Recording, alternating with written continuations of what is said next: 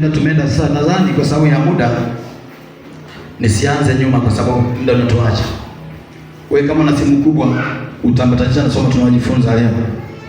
Ukienda tu mule kwenye YouTube andika tu Mangunguru, masomo yote yanaenda hapa utayakuta kule pia. Amen. Andika tu Mangunguru ero mwishoni kule ero, yani si Mangunguru, sio ana ero, Mangunguru. Amen. Utayakuta masomo yako kule. Kwa tukisema tuanze ni mengi, tulianza muda mrefu kama mwezi sasa. Amen. Ni kama mwezi sasa. Tulianza Ijumaa, tulijifunza mambo mengi kidogo. Amen. Lakini leo hebu tusogee pale, tuende moja kwa moja kwenye lengo.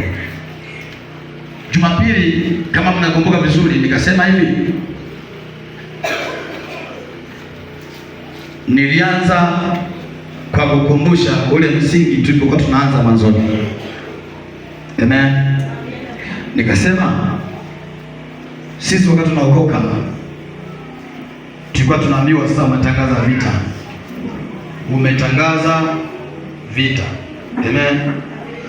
Wakiamini kwamba njia ya kwenda mbinguni inahitaji kwanza kujikana mwenyewe, afu jitwike msalaba umfuate. Tuliposoma maandiko tukaona Mungu alivyotuelekeza.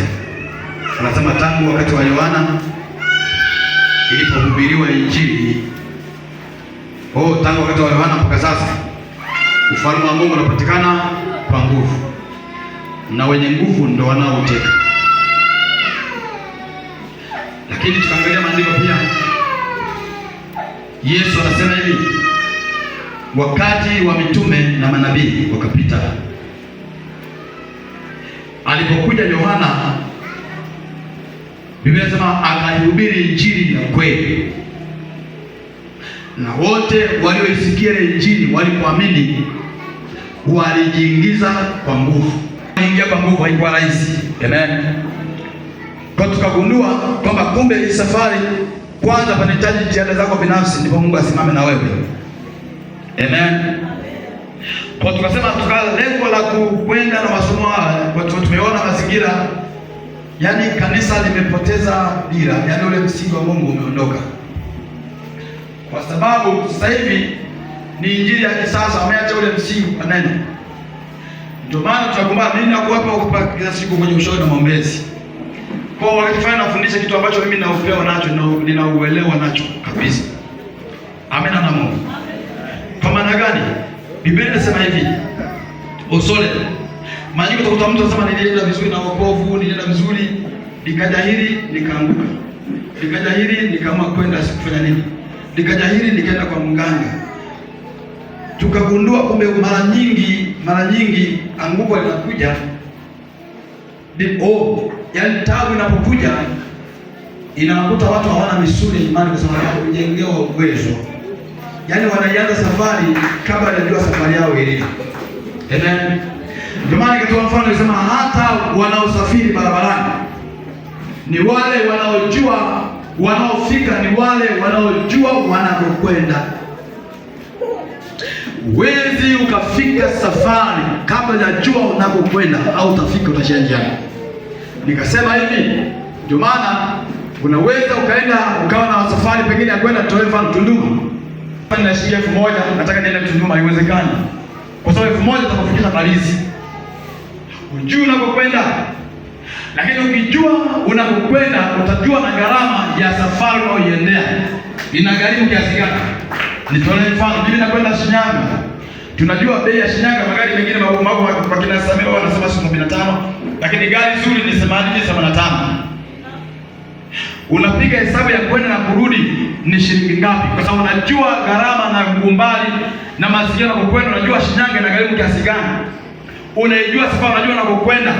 Kwa unapokwenda stendi unakwenda kukata tiketi inayofanana na unakokwenda, sababu unajua unakokwenda pana gharimu kiasi gani. Kama hujui utaishia Mikumi, utaishia nani tu, utaishia Makambako tu, utaishia Mafinga tu, hautaenda utaishia Singida tu. Kwa nini? Hujui na ukwenda. Na huwa mara nyingi kwa sababu hujui na ukwenda utajikuta uko kwenye mazingira magumu sana, kwa sababu tayari ulianza safari kabla hujapiga mahesabu ukajua inakokwenda. Ndio maana tuliangalia maandiko tukasema hivi. Ndio maana Yesu anazungumza ni nani kwenu basi atakaye kujenga mnara asiyeketi chini kwanza akapiga mahesabu mnara na ujengo unagharimu kiasi gani, ndipo akaanza kujenga? Ni nani kwenu? Anasema Balizia, anasema ndio, kwa maana akianza kujenga kama hajamaliza, watu watainuka watamzomea. Wasema mtu alikuwa na haraka ya kwanza kujenga, kumbe hana nguvu ya kumaliza. Kwa nini? Alianza kazi kabla ya piga gharama. Amen. Ukiona mtu amejenga chumba na sebule, alipiga gharama kwanza. Hawezi kujenga nyumba mitano, mfuko wangu na gari chumba na sebule, acha nijifadhi hapa, anajenga nakaa, anaishi vizuri. Kwa nini? Alipiga gharama kwanza. Sasa wahubiri wa leo, wao watumishi, tunachofanya, watu wanatengeneza mazingira tu ya kuwafariji watu. Akiingia nyumbani mwa Mungu, kwa sababu mwenye fedha, Mungu sema fedha ni mali yake, lazima atakubariki bila kujua kanuni za kubarikiwa zikoje. Anawaaminisha kwa injili na ufundisho ni ukiingia hapa, tegemea baraka, tegemea neema, tegemea hampi mazingira kwamba sasa umeingia ni kweli kubarikiwa. Lakini ili ufike unapotaka, lazima mapambano kwanza wawepo njiani, kwa sababu watainuka watu watakukata tamaa, watakuvunja moyo. Sasa ukikutana watu waliokuvunja moyo, usife moyo. Hata wale kutangulia walivunja moyo, lakini bado waliendelea, kwa sababu walijua wanachokiendea ni kitu gani. Kwa waliwajenga. Ndio maana zamani tunakuwa, yani kundi letu mara nyingi halikuwa na anguko. Kwani kwa sababu tulijengewa misingi ya mapambano, kwamba hata ikiinuka roho ya kichawi haitatushinda. Kazi ni kusugulia na goti ushauri uondoke. Tuliingia kwenye mapambano kwa sababu tuliaminishwa kwamba tumeingia kwenye njia hii, kushinda ni lazima. Ile mapambano hayana budi kuja. Amen. Kwamba lazima vita viwepo, lakini tunashinda kwa sababu yuko alitangulia, yeye alishinda. Ndio maana Yesu alisema jipeni moyo, mimi nimeushinda ulimwengu. Ana maana kwa nini alitamka neno jipe moyo?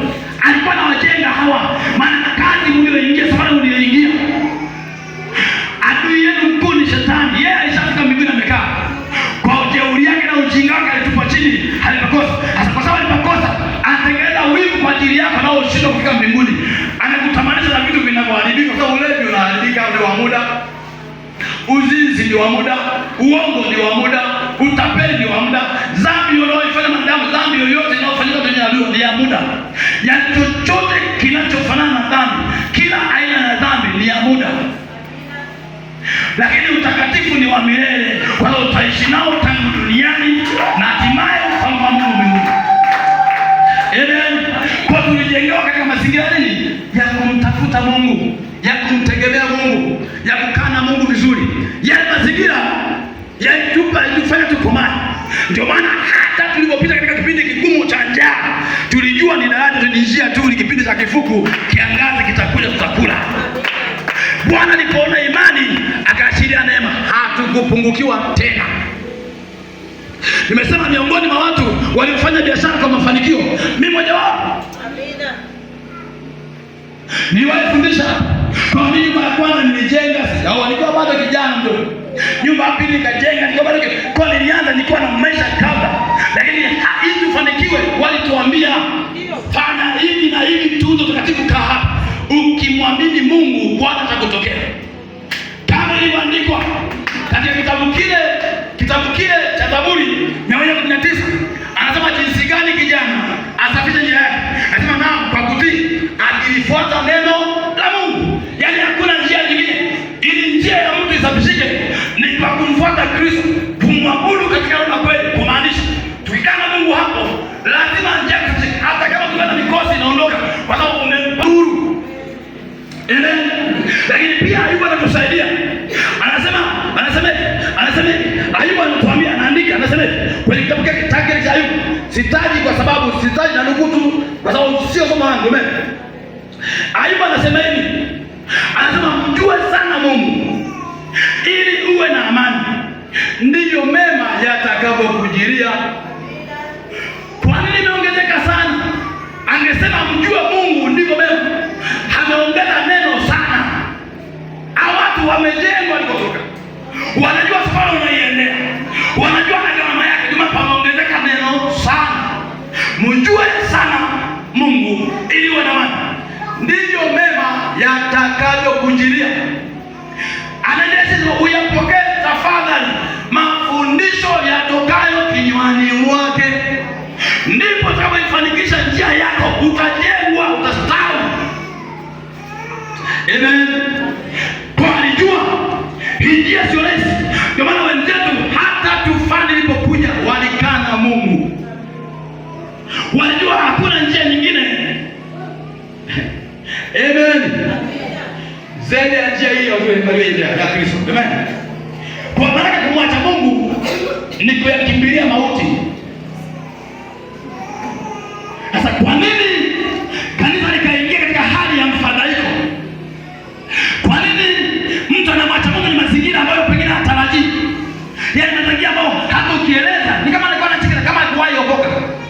Ni kwa sababu ya mafundisho manyonge, kutegemea vitu baada ya kumtegemea Mungu mwenye vitu. Amen. Sisi tuliambiwa, sasa nikawa nazungumza, nikisema utajiri unaondoka, umaskini unaondoka. Watu kwa nia za Jumapili tunakuja tufundishane vizuri, tuelekezane. Nani tunasogea, tumeanza, tunaiangalia imani hii yenye matokeo. Sasa ili tuone matokeo, yako mambo ambayo lazima uyafanye na kuyafuata kwa ukamilifu. Utafika. Wana Mungu, baraka kwa Mungu zipo na ni kubwa. Mungu hajawahi mwacha mtu wake. Nashukuru Mungu kila ufundisha kama unasimama kila siku tutakuwa na shuhuda. Tunamsikia mtu anasema kwenye tumbo siku ya nini, siku ya nini. Tunyo watu wengi mafuta ndio.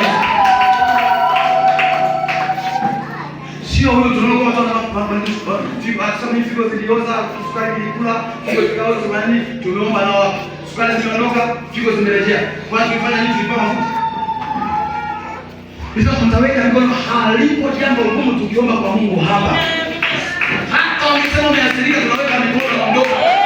Virusi bado ni roho ondoka. Mimi siamini ugonjwa kupata kwenye mwili wa mtu tukiomba. Wala liko jina linzao na jina. Wanakufundisha toka kufundisha kwa ushamba na kufundisha kujengea misingi. Kwamba hata ikichelewa bado ni Mungu wako. Kaza imani kwa Mungu wako. Hata nyamaza. Sao sio zani Mungu atakutokea. Na utakuwa miongoni wa kusimama hapa ukamshuhudia Mungu kama hao wanaomshuhudia Mungu. Hata kama tuliomba wanajikabona na bado, omba kupima na bado, weka na Mungu tu.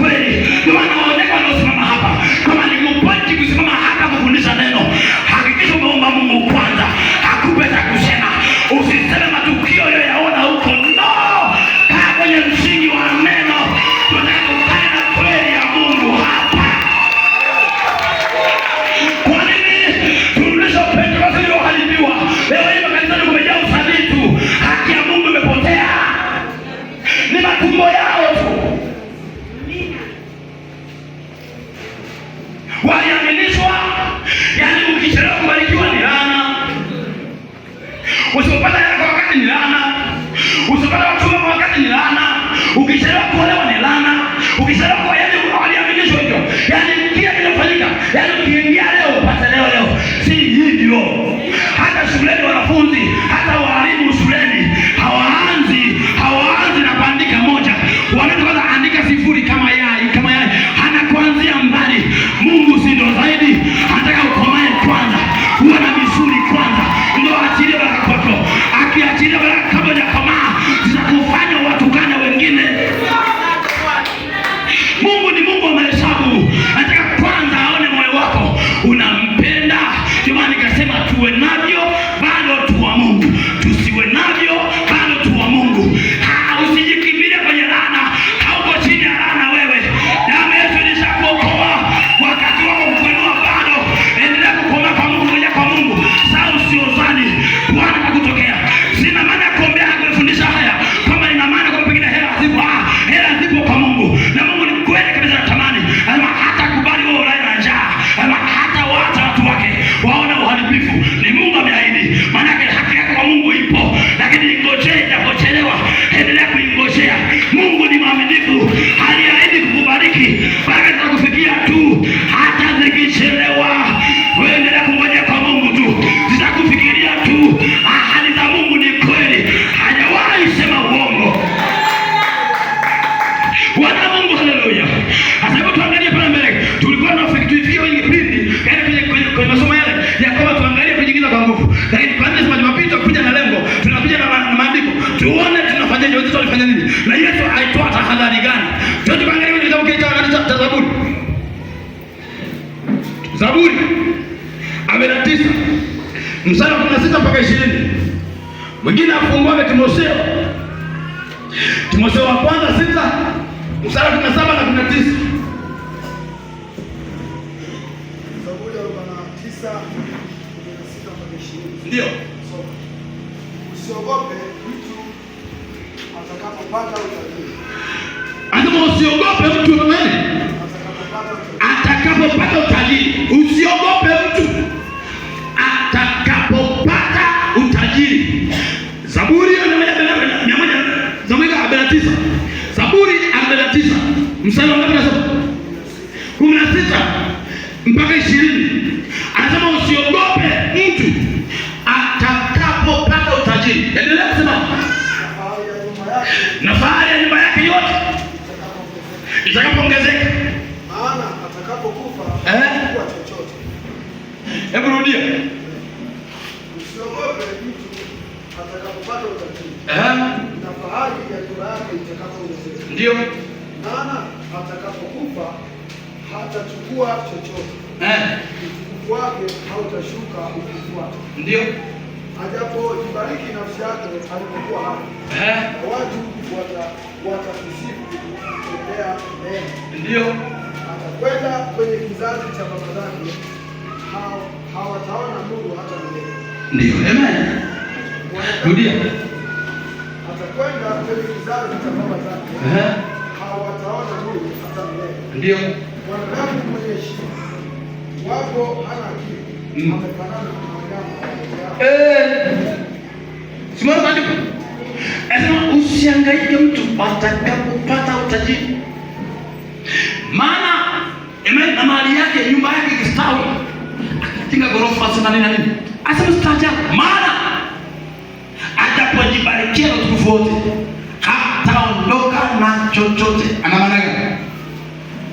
Kwamba unajua kwa mazingira watu wanachukua njia za mkato, njia ya shortcut. Amen. Sasa mtu akipata utajiri anakuambia laana wewe. Yaani vitu vingi vinafanyika. Kwa nini? Kwa sababu ndio mahubiri sasa hivi. Kama umechelewa, yaani wanaishi kama uona laana au na mikosi. Hananuka kabisa na mikosi ya babu, si mikosi ya bibi, si kweli kuna nini, hatukatai yako mambo. Kuna roho kukataliwa. Amen. Lakini unapookoka zinaondoka. Maana haui chini ya laana tena. Hata kama kwenu kulikuwa na laana ya masikini, unapompata Kristo, Bwana anaiondoa, anaanzia kwako kuweka mihuri ya kuwa na neema.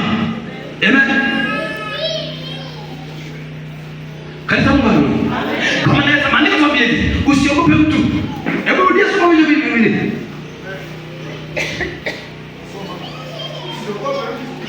Ngoja nisome naye sasa. Anasema usiogope mtu atakapopata utajiri. Na fahari ya nyumba yake itakapoongezeka. Maana atakapokufa hatachukua chochote. Ndio maana nilisema hivi. Nikasema hivi Jumapili nukuu. Watu wakaona nukuu mbaya. Nilisema ndio maana nilisema hivi. Yaani hata ungekuwa masikini mbinguni utaenda na masikini. Hata ungekuwa tajiri bado mbinguni utaenda na fedha. Maana tuambia hapa, kumcha Mungu kwa faa kuliko kitu kingine chochote. Tunza utakatifu. Kana Mungu mzuri, jenga ushirika wako na Mungu, yaani hivyo. Nje na hapo huwezi kufanikiwa. Anasema usiogope mtu atakapata tajiri, maana hatapokufa hatachukua chochote. Hawakuziki hata ndani yako. Ndio maana Biblia ikasema hivi, ndio maana ilione hata makaburi yanafanana. Awe tajiri kaburi lile yote anachimba. Yaani awe tajiri kaburi, awe maskini kaburi inachimbwa. Hata kama ningejengwa kwa dhahabu, lakini bado itaitwa kaburi, hawatabadilisha. Kwa mfumo ni ule ule. Ndio kusema Jumapili. Nikiwa na maana hii kwamba kumcha Mungu kwa faa sana kuliko vitu vingine vyote. Nikiamini hivi kwamba ukimpata Yesu umepata vyote. Kwa watu wanatazama kwenye vitu wanapotazama Mungu kwenye vitu. Yaani injili ya sasa imegamia kwenye vitu baada ya kumtafuta Mungu kwenye vitu. Ndio maana nikasema hivi, Biblia inasema hivi, mtafuteni kwa ufalme wa Mungu na haki yake, na vingine mnazidishiwa. Kwanza ufalme wake tukiupata. Maana Mungu alikuwa na maana. Yesu alikuwa na maana. Ukiupata ufalme umepata vyote. Kwa sababu ukimpata mfalme, ukiwa mfalme sana miliki vyote. Sasa ukiupata ufalme wa Mungu na haki yake, maana utakuwa na haki ya kumiliki vyote. Biashara zitaenda kwa sababu ndani yako yuko mfalme. Kwenye elimu itaenda kwa sababu ndani yako mfalme. Kile unachokifanya ukifuga, mifugo itaenda kwa ndani yako mfalme. Kile unachokifanya kitakwenda kwa sababu tayari ndani yako umeupata ufalme. Lazima usiogope mtu atakapofanikiwa kupata fedha, maana fahari yake yote hatakwenda nayo, hatarudi kama alivyotoka.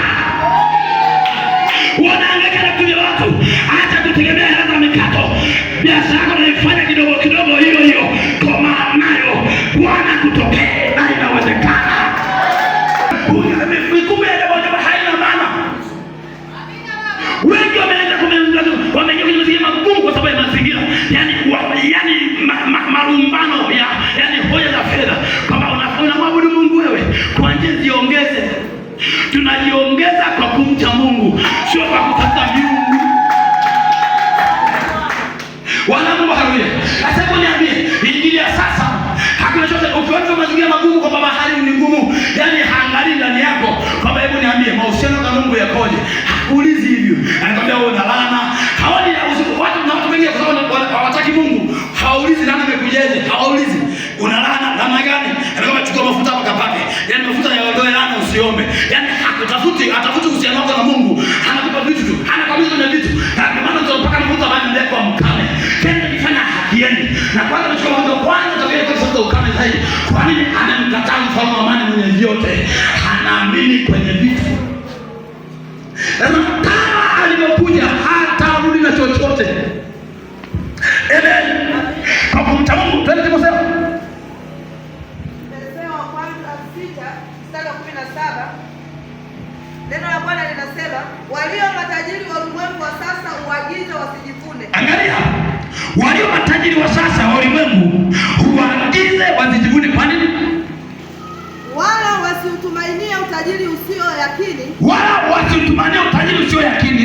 Bali wamtumainie Mungu atupaye vitu vyote. Angalia, unachomaanisha? Sisi ndio maana sasa hapa nilikuwa nafundisha watu, nafundisha mnafuata masomo mnajua. Natamani sana watu wafanye biashara kwa nguvu. Kama ni kulima, wekeza juhudi kwenye kulima. Mungu anasema atabariki kazi za mikono, hivyo tu. Hakuna njia nyingine. Sasa ili ubarikiwe sasa, lazima umpate mfalme wa amani. Yaani utengeneze ushirika, uwe shirika na Mungu kwanza. Rudia msali pointi ya Paulo anasemaje? Yaani sina maana, yaani natamani wote hapa milionea hapa. Wengine wana viwanda, ndio maana naombea hapa. Jamani, ndio mbaraka mji utukuzwa kwa mbaraka wa mwenye haki. Yaani mji unatukuzwa kwa mbaraka wako. Utakapofanikiwa wewe, mji unatukuzwa. Maana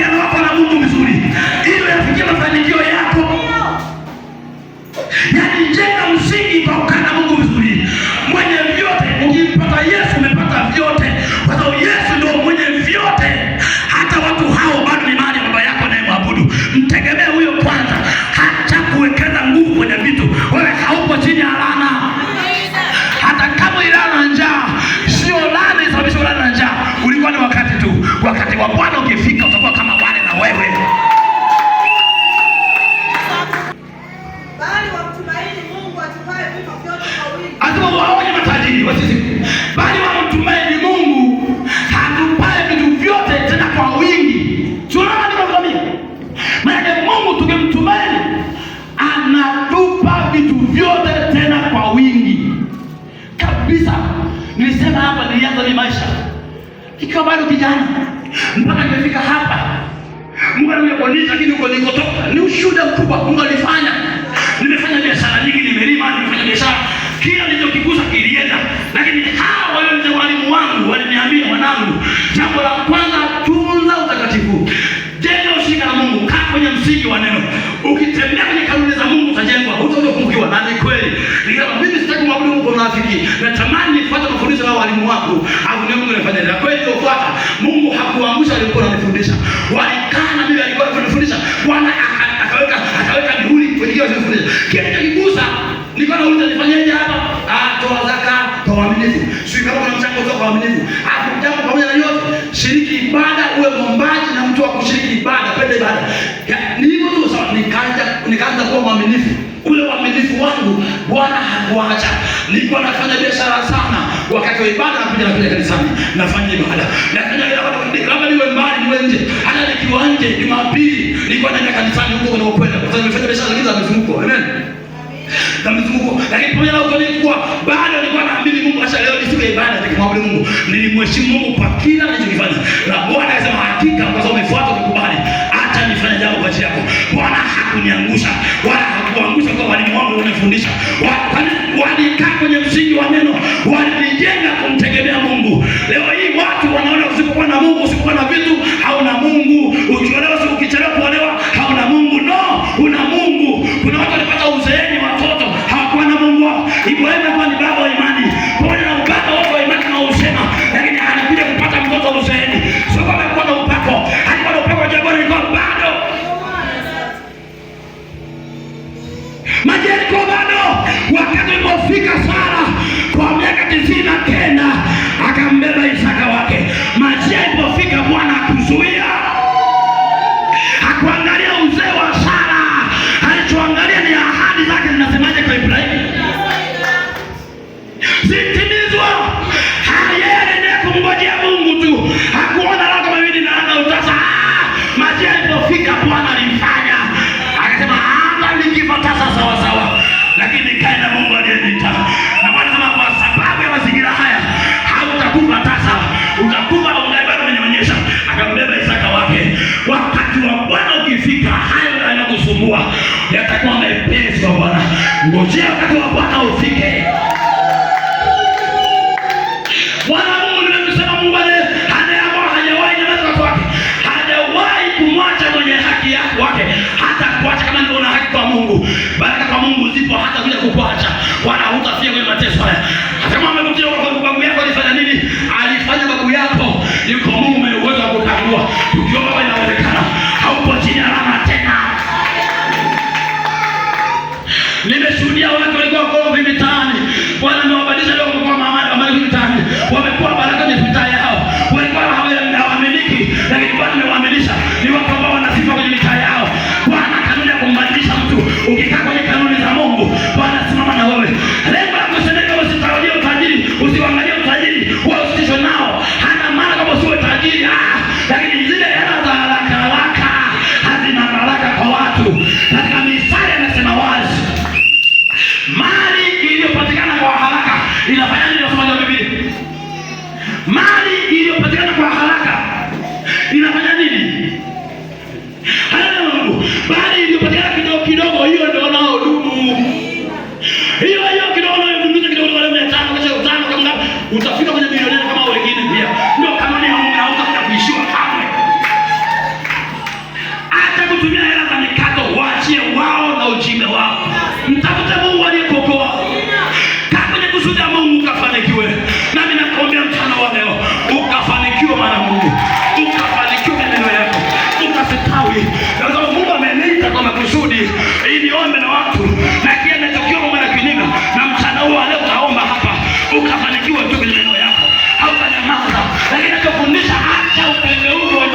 wokovu, haupo chini ya laana wewe. Anasema kama ulivyokuja utadai kwamba baba vile vile ungani bado huna kitu chochote. Hata nguo unazovika nazo utaenda nazo mbinguni. Eti sutie ndio alikuwa na baba, tukimpa ile watatupa na kongole. Katika Mhubiri anasema hawana kumbukumbu tena. Yaani kisha kwa mtu maiti basi unamvika nguo na ivika maiti, mwenye nguo ameondoka. Amen. Endelea msemo fuata huo mstari usome. Malizia. Ili tukitumia kwa furaha. Unaona? Ana maana gani? Rudia mstari ufuata. Huo mstari usome. Nasema ni Biblia inaeleza hiyo. Twende. Yes. Walio matajiri wa ulimwengu wa sasa waagize wasijivune. 18. Watende mema. Watende mema. Wawe matajiri kwa kutenda mema. Wawe matajiri kwa kutenda nini? Mema. Ndio. Wawe tayari kutoa mali zao. Wawe tayari kutoa mali zao. Washirikiane na wengine kwa moyo. Unaona? Yaani washirikiane na wengine kwa moyo, ndio. Huku wakijiwekea akiba iwe msingi mzuri kwa wakati ujao. Kwa wakati ujao, uwe msingi mzuri kwa wakati ujao, ndio. Ili wapate uzima ulio kweli kweli. Ili wapate uzima ulio kweli kweli, ndio. Timotheo. Ilinde hiyo amani. Umetosha. Nataka kumalizia hapo. Timotheo, ilinde hiyo amani. Akamweleza kile baba anamwagiza, ilinde hiyo amani. Jamani, tunza wokovu Mungu aliokupa. Watu wanatamani kumtafuta Mungu wameshindwa. Hii njia wanayoiendea ni watu waliobahatika kukaa na Mungu vizuri. Sio wote. Amen. Biblia wengi watataka wasiweze. Wewe ni nani mpaka kwako? Ni neema ya Mungu, ni muujiza, ni upendeleo. Kana Mungu tu zao sio zani, Mungu atakutokea, utakuwa kama wale. Hautafia kwenye umasikini katu. Sio Mungu unayemwabudu. Wala kuna mchao kupiga biashara yako, mipango yako, hakuna mwenye kuharibu. Kwa nini haupo chini ya laana wewe? Acha kutishwa, utafika. Cha msingi ongeza juhudi na bidii, utafika. Amen. Wewe kitabu kingine.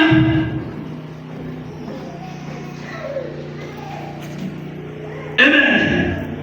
Twende Wafilipi 4 mstari wa 11 mpaka 13. Mwingine afunguake Waebrania 13 mstari wa 5. Nimesema Wafilipi 4 mstari wa 11 mpaka 13. Na Waebrania 13 mstari wa 5. Twende. Na kwa maandiko mengi ile yote ninachomaanisha kama kama unavyotabikia duniani vinakufanya umwache Mungu, pamoja na vyote unakusanyia wengine, utakwenda jehanamu na vitu vyako hutazikwa navyo. Unataka umwache Mungu eti kwa sababu umeambiwa na watu manabii wa uongo timikosi, japo wewe hauna. Unataka umwache Mungu eti kwa sababu pengine nyumbani kuna migogoro, eti umetishwa. Unataka umwache Mungu eti kwa sababu biashara inaishia njiani, ilishia njiani. Baada ya kujiuliza kwamba sababu ni nini, unataka umwache Mungu, unamhukumu Mungu baada ya kujihukumu kwanza. Uone sababu inayofanya ni katika mtani ni nini. Mahusiano yako ya Mungu yako ni hafifu, yalikuwa ni mabovu. Hajui akafanikiwa kapiga biashara yako, wanamtupia mpira Mungu. Tatizo hadi kwa Mungu ni la kwetu. Ahadi za Mungu siku zote ni timilifu. Hajawahi nyamaza. Ukiona umekwama mahala, jiulize Bwana, kwa nini nimekwama? Mungu hajawahi kosea. Na tatizo wa Tanzania hata Mbeya hawatembei kufundisha ukweli, hawataki. Wanapokea ndio kitaka. Nimeona magari juu yako. Kilimo kinapenda kukubali kama mtu amelima shamba. Kilimo, mpungu umestawi. Ndio kitaka, lakini kumpa kanuni ya kupokea kwa Mungu hataki. Anataka apokelewe tu kwa maombi ya mtu. Haiwezekani. Amen. Kwa wenzetu wanafundishwa kwamba hata kichelewa tukae na Mungu. Tumeanza kuhusia kwamba jamani, jambo lolote kama hujamtupia mpira Mungu, yaani hujamangusha jumba bovu Mungu, angalia kwanza wewe uhusiano wako na yeye ukoje. Umeendea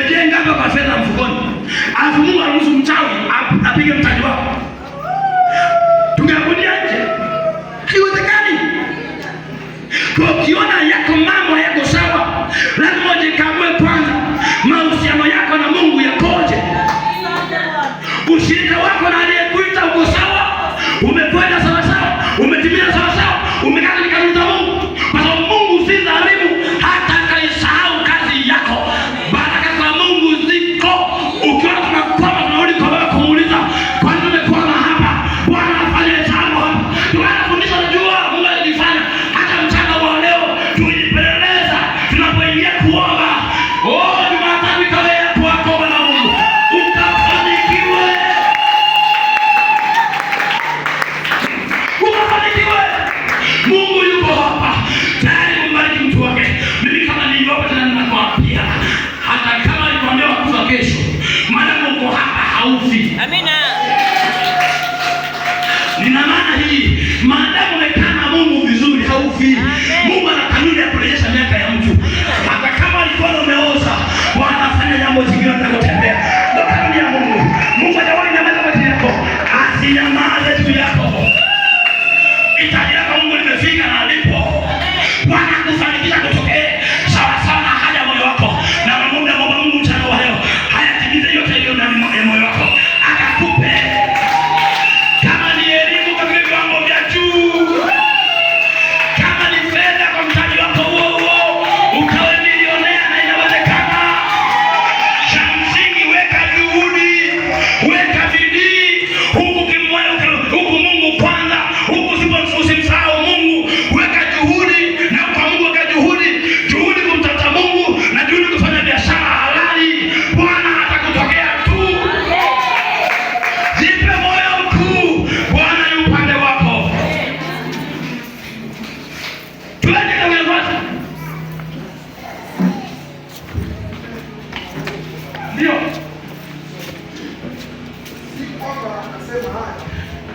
Wana Mungu sikiliza. Si kwamba anasema haya kwa kuwa na mahitaji. Angalia mtu mmoja anasema, hebu tuende hapa, maana nimejifunza kuwa radhi na nini? Amesema nani? Mhubiri mkubwa Paulo wa Injili. Anasema maana nimejifunza kuwa radhi. Wewe unafundisha kuwa radhi na vyote. Yaani pengine jino tu pengine kidole kilikuwa kinakuma pale, akijapona kwa wakati mtu anamwacha Mungu, anasema yeye pengine hivi pale anaweza kupiga sababu hivi sikikwalua sehemu nyingine yote anaweza kujikwaa. Sasa kwa nini kidole kianze hivi? Hapa bila shaka anaweza kukosa imani kwa Mungu, mwisho wa siku anaanguka, anamwacha Mungu mwenye vitu, anamfuata mchawi na roga. Kwa sababu mganga na mchawi si ni wale. Yaani sawa na mbuzi anasafiri, amepata tatizo, anapeleka mtoto wake kwa simba. Eti wewe simba, mimi naondoka, wewe ni mkali, wewe ni mtawala wa vyote, basi nichukuzie na watoto wako. Atawaacha simba. Cha kwanza simba anaweza kaanza kupenda yeye mleta mbaya, yeye asije akatoka kwa duniani na huyo kwanza, maana watoto wanaanza kabisa kirahisi. Sasa uona mganga umeroga na mchawi, unaenda kwa mchawi. Wewe haujafanya na unatoa mfano tu. Watu ndio wanaacha Mungu mazingira hayo. Niliomba sikupona, nikaamua sema yeye kama jisaidie na mtu kusaidia, anaongeza na maandiko ya kwake. Yaani watu wako tayari. Paulo sema nimekuwa radhi na hali yoyote. Ndio maana alifanikiwa. Mungu aliangalia ndani ya mioyo yao, hawana mbadala, wanamtegemea yeye tu mbinguni. Angewaangusha yeye Mungu. Twende nasema. Najua kudhiliwa. Unaona? Najua kupungukiwa.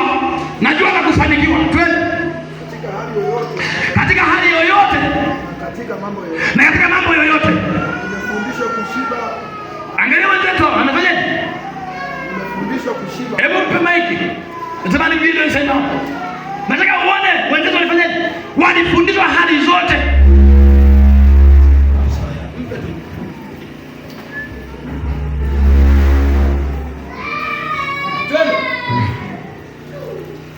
Najua kudhiliwa, tena najua kufanikiwa katika hali yoyote na katika mambo yoyote. Nimefundishwa kushiba na kuwa na njaa. Nimefundishwa kushiba na kufanya nini? Na kuwa na njaa. Na kuwa na njaa. Yaani wenzao walifundishwa hivyo kwamba nikiona njaa sio kwamba sina Mungu. Ni wakati tunapita. Tunajua tunayo. Walifundishwa pia wakishiba, walifundishwa kumshukuru Mungu wao. Leo tunaona kama mimi na mikosi, Mungu anisikilizi. Wapi? Wewe ni majira ya Mungu tu.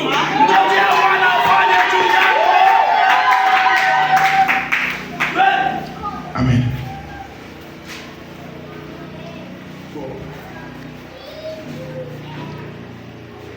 Amen.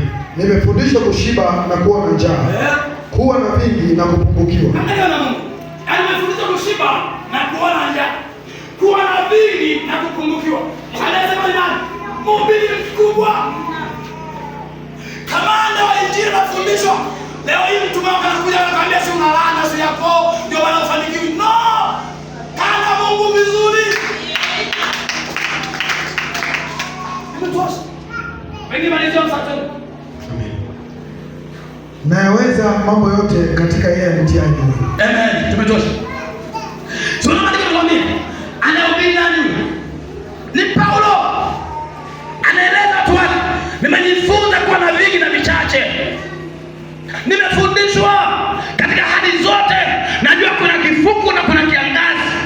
Alifundishwa.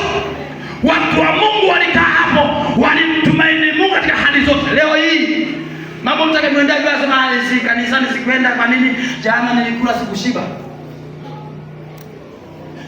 Nilikula jana nikala ugali na nani viazi na kisamvu. Jana nilikula hivyo tu. Kwa nini mimi sikuwa na sadaka ya kutoa kanisani? Kwa nikaona nibaki nyumbani. Mtu akibaki nyumbani eti ana sadaka.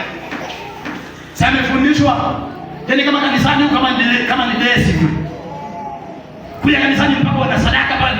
Wewe tunamwabudu Mungu katika hali zote. Tukiwa nazo tutamtolea Mungu. Kama hatuna tutamwabudu Mungu. Hivyo. Nimefundishwa kuwa na vingi na kuwa na vichache. Paulo anaandika. Leo hii watu wengi wamekaa kwenye vitu, wamekaa na kaneno tu, wamekaa wao vibaya, usije mikono mitupu, hawajui thamani. Amekaa tu hapo. Kwa anafungia watu majumbani, msije utakujeje unalana wewe. Pia mikono mitupu, mkono mtupu wa ulangwi na maandiko ya kipagani. Hawajui. Alipambia Mungu tunakwenda na hela nani? Kama hiyo Mungu mpaka na hela nani kwambia? Uwe na hela ni wa Mungu, usiwe nazo ni wa Mungu. Tunampenda Mungu kwa moyo wote wa ndani. Na Mungu anapendeza watakatifu. Kila ndani yako kuna nini? Umetunza nini huko ndani? Jenga uhusiano na Mungu kafanikiwa na Mungu. Na anakwambia kama Mungu vizuri hautaishiwa kamwe. Na hauwezi kuishiwa. Bwana Mungu haleluya. Kama nakwenda mbinguni unanielewa, pigia mikono hivi. Nipigie mkono Mungu kwa nielewa vizuri. Wewe ni mwana Mungu, usitishwe. Nimejifunza kuwa navyo na kutokuwa navyo. Nimekuwa katika hali zote, nimejifunza kuwa naja na kushiba. Pia nimejifunza kuona andika. Unamwacha Mungu. Biashara inaenda na nimenisha njia. Baba nimelima, mpungu utafika kitunguu kako hapa. Kwa hiyo, haoni mpaka kwenda vibaya, alafu ndio amesababisha mwaka uende vibaya kwa sababu yeye amelima. Mwaka kwanza unalima, ndio kwanza mvua haijanyesha sawa sawa. Alafu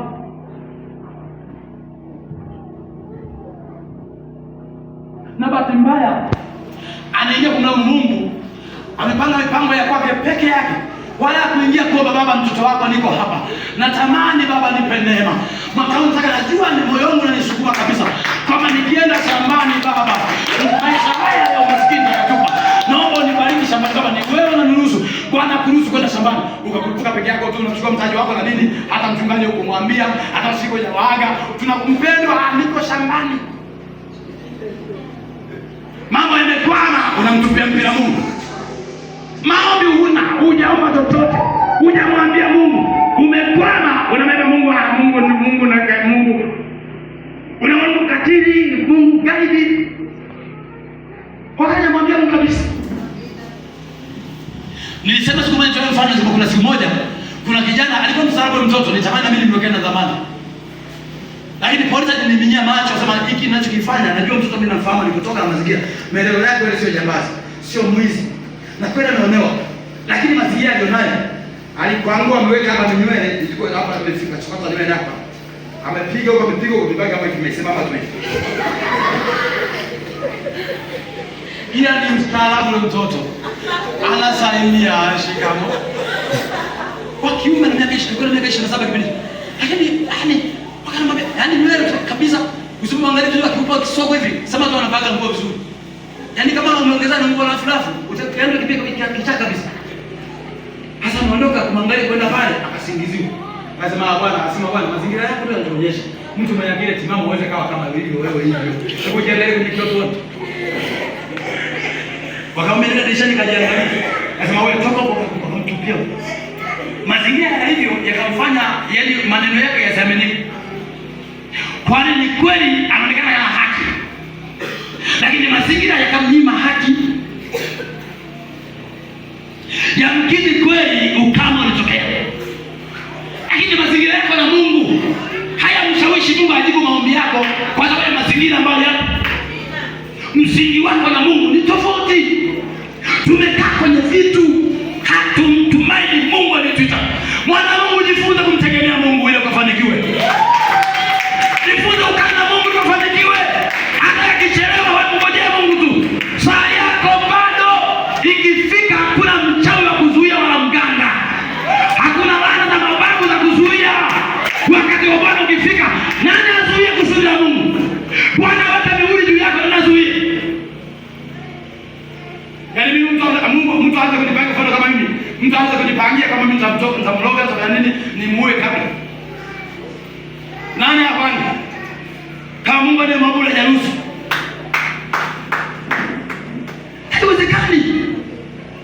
Nilikuwa nahubiri kanisa ni kwa kama mzee. Amen.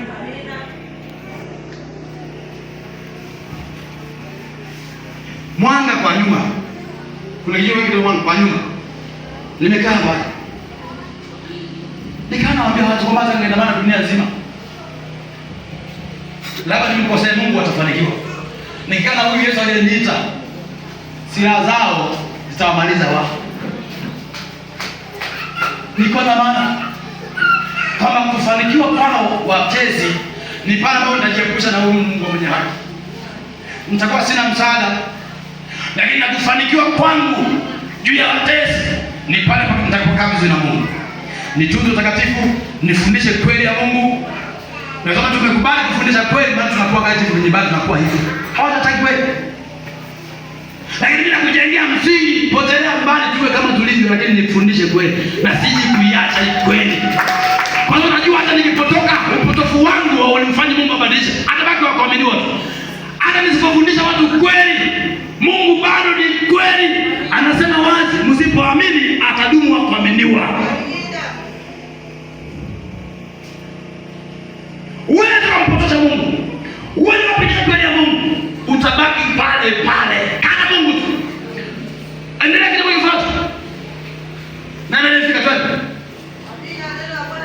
Neno la Mungu linasema twende. Usiwe na tabia ya kupenda fedha. Usiwe na tabia ya kupenda fedha. Uwe radhi na vitu ulivyo navyo. Amen. Uwe radhi na vitu ulivyo. Anasema nani? Ndio maana nasoma kama tayari kama jipe hii muone. Wenzetu waliishije? Usiwe na tabia ya kupenda fedha, hela. Uwe radhi na vitu ulivyo navyo. Sio mimi naandika sana twende. Kwa kuwa yeye mwenyewe amesema. Kwa kuwa yeye mwenyewe amesema. Wanasema uwe radhi. Anasema kwa kuwa yeye mwenyewe Mungu aliyekuokoa amesema. Twende. Sitakupungukia kabisa. Anasema sitakupungukia kabisa. Wala sitakuacha kabisa. Wala sitakuacha kabisa. Sitakupungukia kabisa. Wala sitakuacha kabisa. Ndio anasema uwe radhi kwa kuwa yeye kuita amesema. Ni ahadi zake. Hata kupungukia kabisa wala kukuacha kabisa. Wana Mungu haleluya. Hiyo ndio neno la Mungu. Kwa wenzetu sisi wakati tunaokoka tunafundishwa hayo.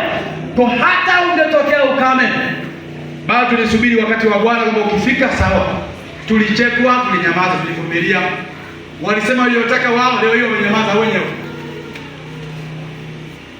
Watanzania Kiswahili kizuri eti kutangulia sikufika, na ni kweli. Ikatilia huu msemo. Leo hiyo wanatuomba tena. Watu tunachelewa, tunafanya nini? Wengine wameondoka, tunaenda tumeshawazika na hela zao za mikataba, tumewazika nazo. Si bado tupo? Bado tuna maisha. Unajua ninavyoishi hapa. Pasipo huyu Yesu nafikiri kwaje? Tunamjua Mungu, mtegemee Mungu ana Mungu. Na kufundisha kana Mungu vizuri. Watu wanaacha Mungu, nilichelewa mimi sina mimba. sina nini. Yaani vitu vya ajabu. Anafikiri kiwe na watoto kwamba mbinguni nilikuwa nyumbani, nilikuwa na watoto 7, ni watoto 9. Mungu mbinguni alikuwa duniani, nikapata watoto 7. Ndio hapa nimekuletea. Unafikiri mbinguni kuna sababu ya watoto? Kwamba usipokuwa naye ndio shida. Sina maana kama utakufa tasa, hauwezi na haitawezekana. Biblia inasema hapatakuwa na tasa wala mwenye kuharibu mimba. Lakini nasema hata ingetokea bado ni Mungu. Na kufundisha imani ya kumtegemea Mungu. Sasa wewe nabii anakuambia kanyaga mafuta upate upate. Hakuambii kaombe na aondoke kama kanyaga tu na ndio. Alikuwa mafuta ndio ndio kisu ya kondoa na kumwambia na. Anasema kuomba kwenye imani kwa fasaha, tukiomba anasema hata akikuwa mtu anatazama atasamehewa kwa maombi. Alikwambia maombi mtu atasamehewa kwa mafuta. Tukiwaambia sasa tunawapinga, hatuwapingi, ni ukweli wa neno. Wasidanganye watu. Bila angalieni mtu asiudharau ujana wako mafundisho. Asiudharau ujana wako. Amen. Hebu tuende Mhubiri 5:15-16. Mwingine afungua Timotheo ile ya kwanza 6 mstari wa 6 mpaka wa 10. Nakimbizana muda, nadhani kile kifungu cha mwisho tutamaliza jioni. Tutamaliza vile jioni saa 9 tuna ibada ya pili, tutamaliza hapo. Ndio umeniacha nibaki dakika 20 basi tukaombe na watu. Twende. Mhubiri nimesema. Amen. Mimi nimesema mara nyingi ninaposimama kufundisha nasoma vitabu vyote. Agano Jipya na Agano la Kale, nasimama na kwenda vitabu. Ndio maana ukiwa na Agano Jipya wewe huna kitabu, una Biblia. Una karatasi. Amen. Amen. Wewe ni na Agano Jipya wewe una sima ya kusanua. Hapo bali nzuri. Hapo kilinganisha uona simu ya Mchina, hapo una Biblia. Sasa amen. Si bora ungechukua simu ya 10,000 ukapata Biblia ya 20 pia na 10,000. Unagawana kwa sababu unagawa simu ya 10,000 na Biblia ya 10,000. Si bora sasa Mungu. Una Biblia ya kuna simu ya 100,000, kuna simu ya 1,000 na 200,000. Umeshindwa kununua Biblia ya 40. Hata wewe ajabu sana. Amen. Nitaka niseme wangapi hawana Biblia lakini sisaki kusema. Amen.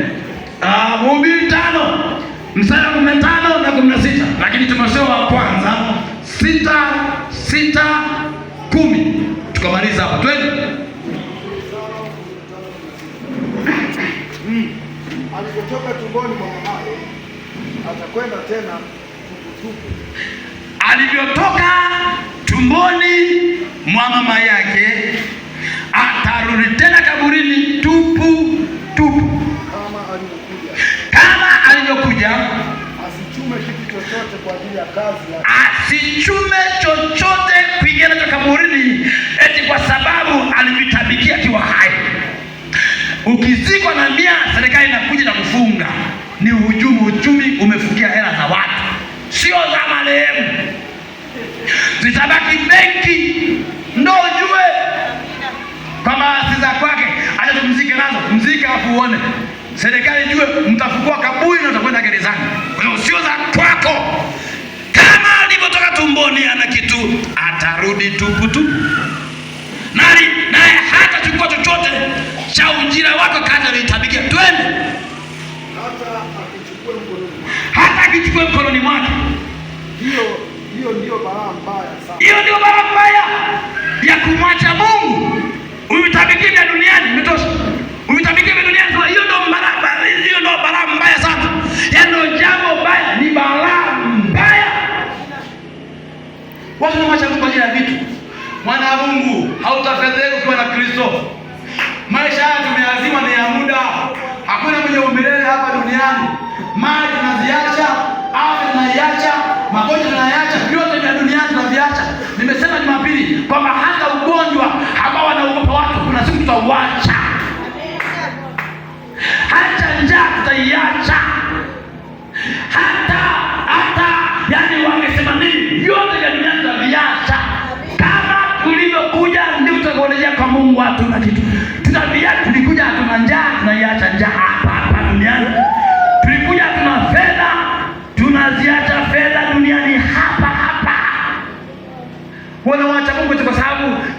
unasuasua, ukisema ujiongeze ndio uende kwa mheshimiwa kipande uchukue tu bibi. Unajua vizuri. Alafu unatoka kule kwa kipande unafia njiani. Wokovu umeuacha, mbingu umeikosa na baraka umezikosa. Mwana wa Mungu, Mungu hatakuacha. Hali yako Mungu anayejua kabisa. Endelea kusugua magoti kwa Mungu wako. Siku usiyozani watakutokea. Kuna watu toka walikuwa hivyo kama wewe, lakini walipomwita Mungu amewabadilisha kabisa. Mungu ana kanuni ya kumuinua mtu toka mavumbini, ndio kanuni ya Mungu. Hata kama unakuona kama kwa mavumbini, kuna wakati uketi na wakubwa, ndio kanuni ya Mungu. Mungu anahitaji kuheshimika, na ili akuheshimu lazima kwanza umheshimu Mungu kwa mali na kwa muda wako kwa maabudu. Hauko chini ya laana wewe. Tunafanana. Ndio maana nilisema Jumapili sasa, kwa hivyo niambie, naulize tena msemo. Nikasema Jumapili kwamba huyo tajiri nimeogopa. Ndio maana kwenye kitabu kile cha nani cha Mhubiri, kitabu cha nani? Mtumishi wa Mungu katika kitabu cha Zaburi 49 anasema hapa. Anasema hapa.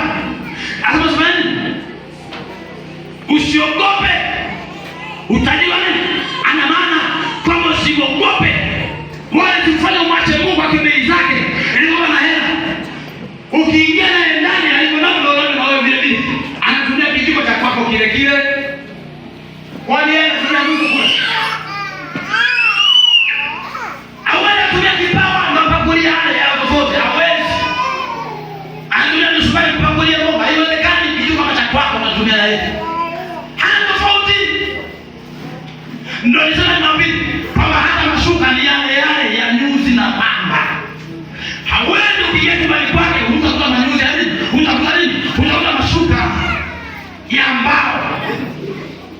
Hawezi kupiga shuka la mbao. Ni yale mashuka. Blanketi lile.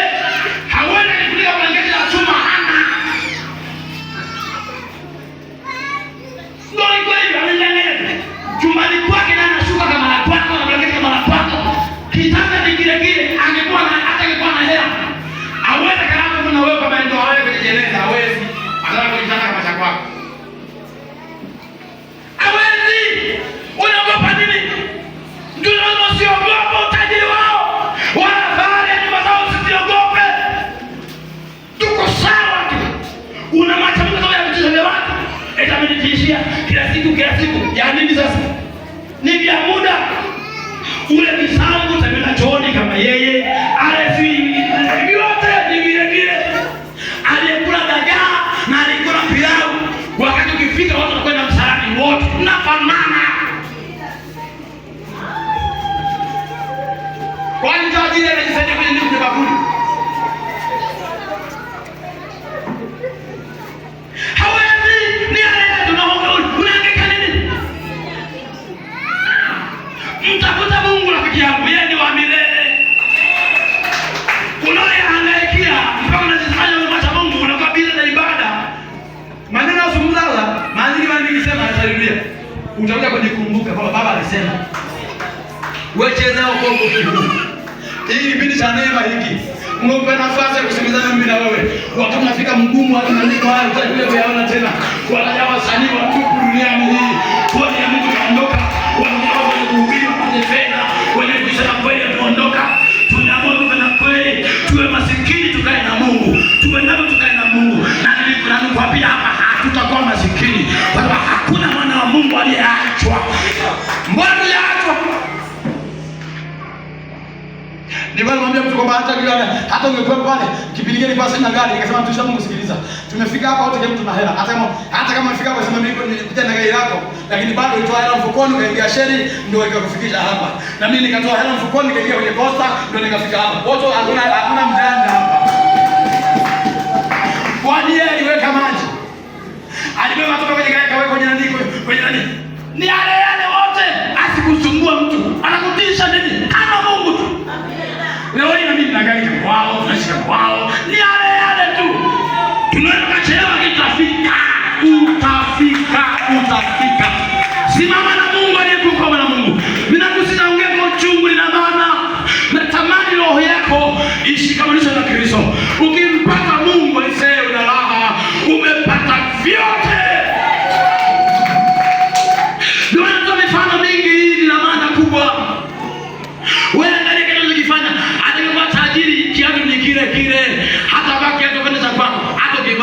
kinaitwa kiatu. Hata vaa suti amevaa na Dunlop, hawezi. Hatakuwa anaenda shambani basi tu sawa tu, hawezi. Kama mimi ndo tajiri basi mimi nitakuwa natembea kwa kidogo ndio tofauti na wote, haiwezekani. Watamwona mtu kama kichaa, ni yale tu, na yeye atapiga mswaki kama ule ule, na mswaki anaopigia hakuna mswaki wa chuma, ni ule ule wa kwako, ni ule ule, Colgate ni ile ile, na anaoa kama wewe. Wana Mungu haleluya. Hata angekuwa tajiri, unafanana. Twende kwa tumalize. Amina. Tunapewa Wafalme 6:6. Walakini utaua pamoja na kuridhika ni faida kubwa. Walakini utaua pamoja na kuridhika vyafanya nini? Ni faida kubwa. Tusimame. Siyasema ukae. Wewe malizie mstari wako. Tusimame tukaone. Anasema walakini utaua pamoja na kuridhika vyafanya nini? Ni faida kubwa. Utakatifu na kuridhika ni faida kubwa. Kwa nini? Twende. Kwa maana hatukuja na kitu duniani. Kwa maana hatukuja na kitu duniani. Ndio anasema utaua pamoja na kuridhika, anasema vyatosha. Kwa nini? Anasema kwa sababu hatukuja na kitu duniani. Ndio. Tena hatuwezi kutoka na kitu. Ndio. Ila tukiwa na chakula na nguo. Tutaridhika na vitu hivyo. Lakini hao watakao kuwa na mali huanguka katika majaribu. Huanguka katika mitego. Unaona mtu alipata fedha ndio amepata kapili katatu. Niombe ndio iko kushoto. Muulize kiwazo ni kwa kulia. Alipopata fedha akapata fedha.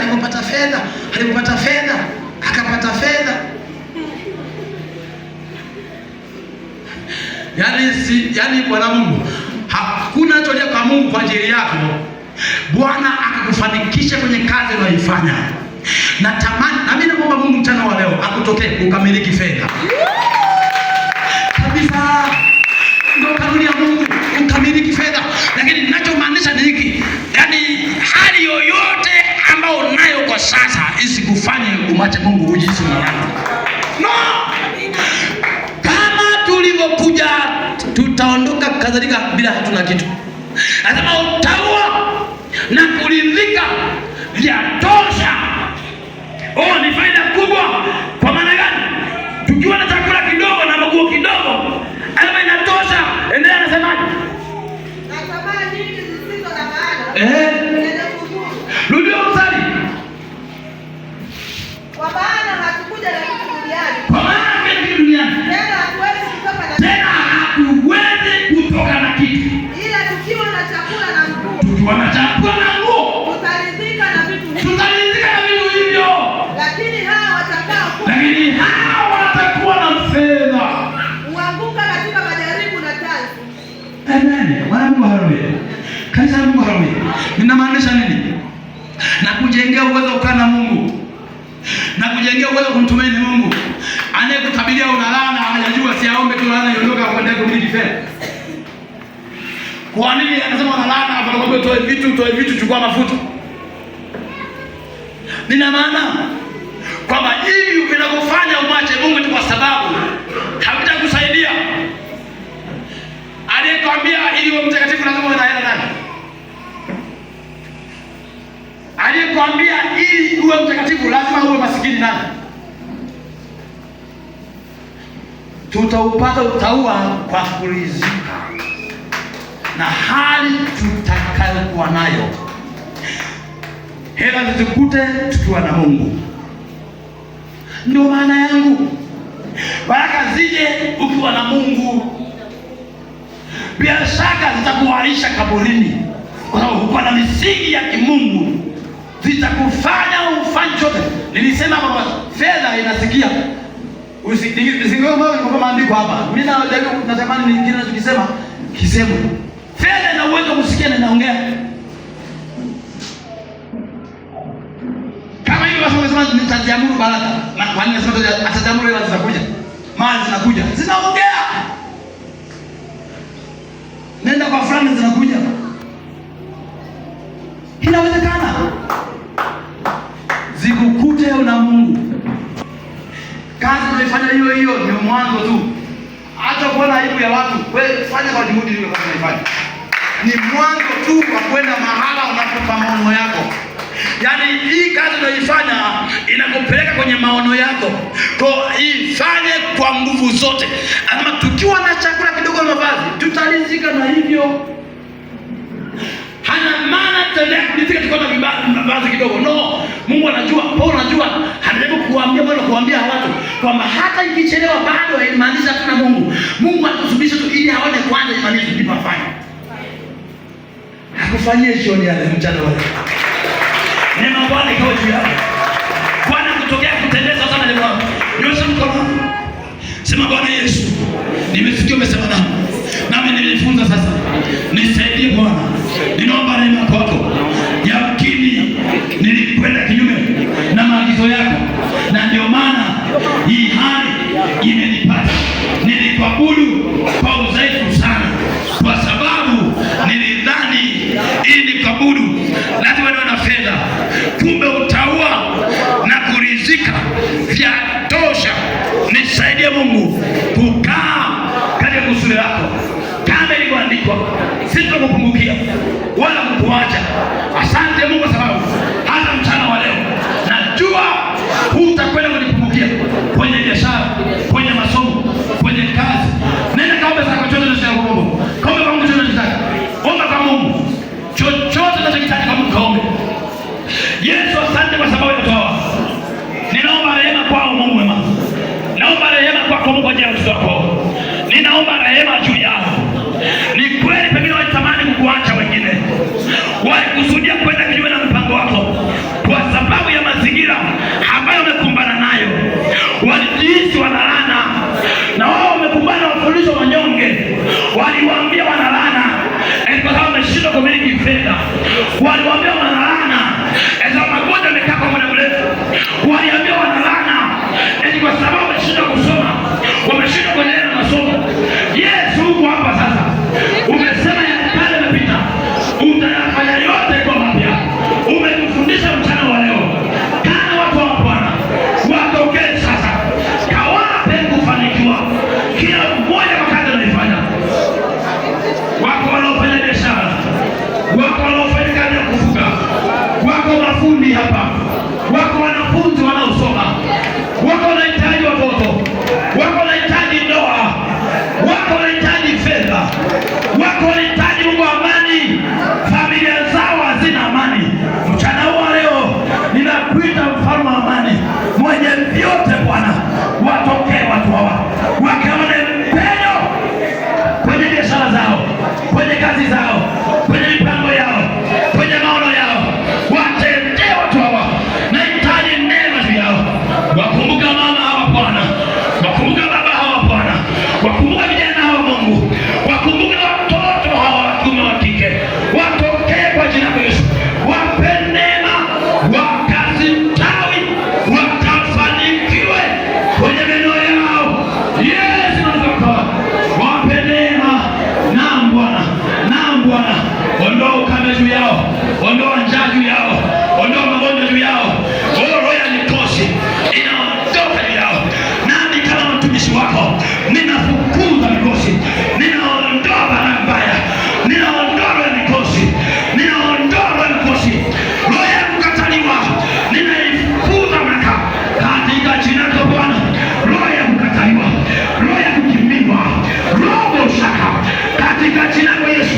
Ninazing'oa zote kila mapanga ya shetani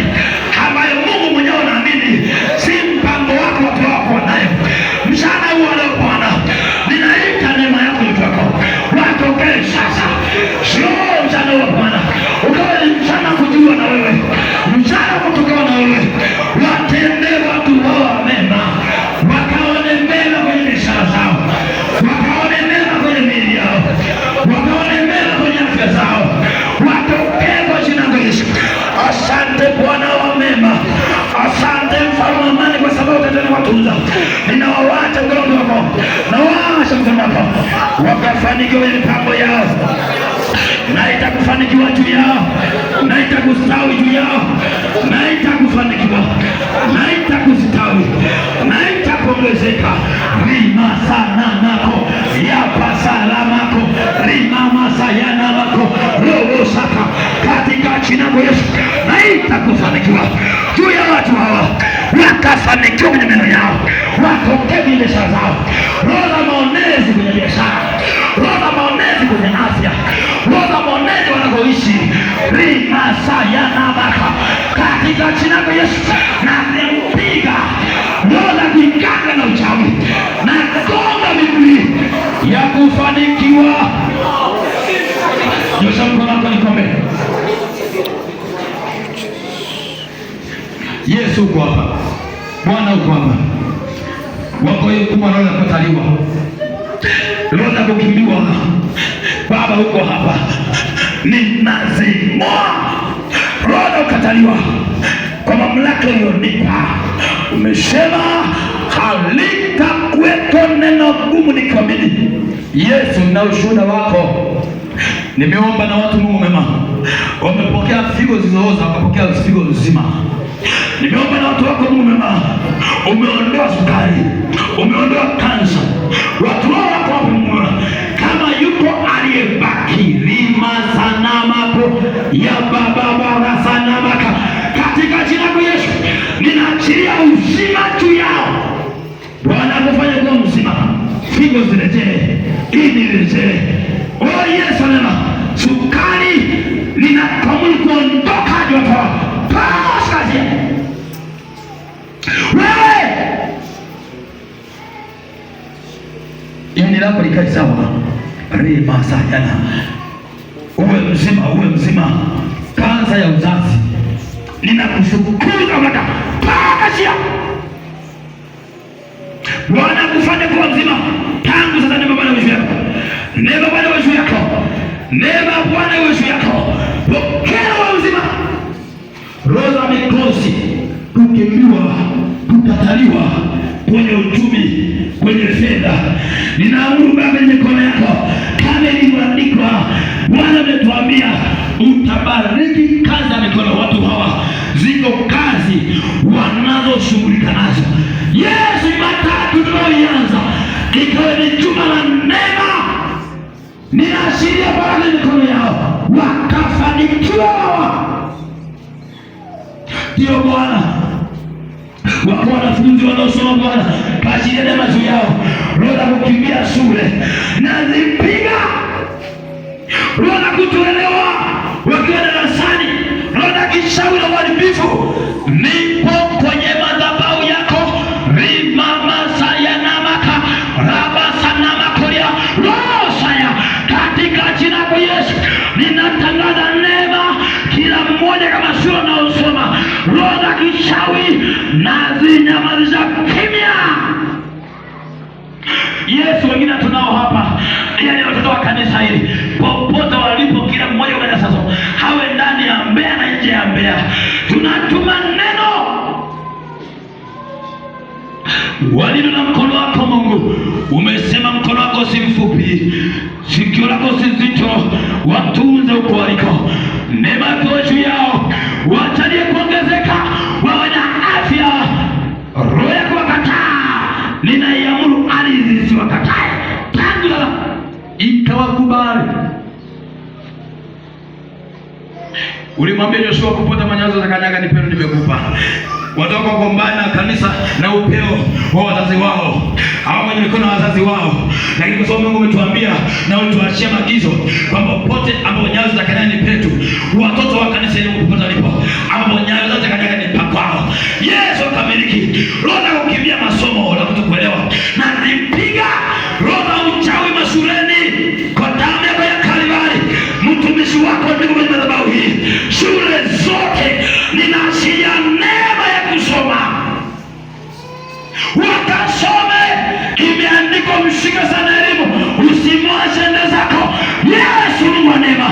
Kila roho ya uharibifu mashuleni ninaipiga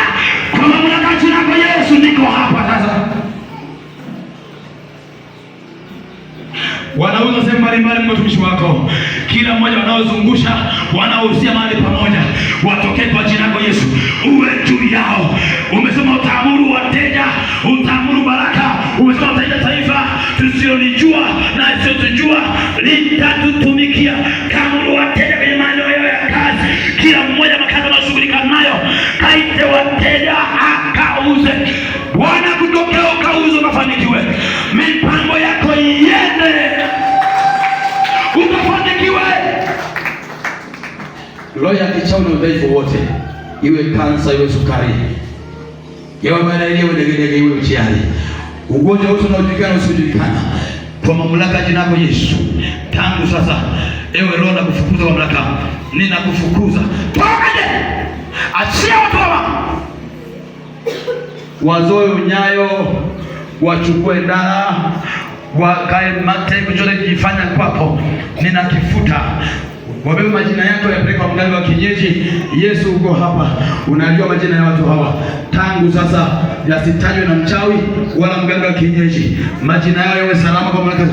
Damu yako ya samani iwafunike watu hawa, watokapo, ingiapo hapo nyumbani, walalapo, amkapo. Mkono wako Mungu uwe juu yao, wajalie neema na kustawi. Ndoto mbaya na vitisho tangu sasa na nikomesha. Roho za tuma juu yao ninaziamuru kupoza.